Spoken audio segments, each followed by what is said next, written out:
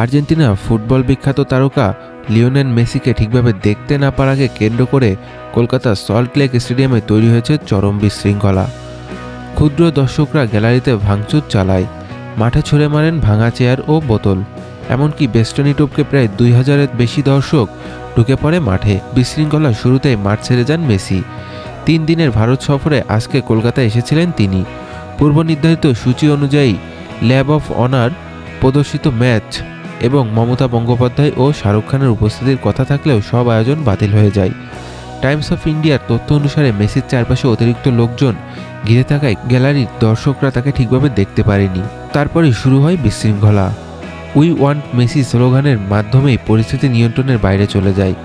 Messi মাঠ ছাড়ার পর দর্শকরা আরও ক্ষুদ্র হয়ে ওঠে এবং পুলিশও পরিস্থিতি সামাল দিতে হিমশিম খায়। চড়া দামে টিকিট কেটে এসেও মেসিকে দেখতে না পারায় হতাশা প্রকাশ করে অনেক দর্শক। সব মিলিয়ে কলকাতায় মেসি আগমনের পরিণত হয়েছে এক বিবৃতিকর ঘটনায়।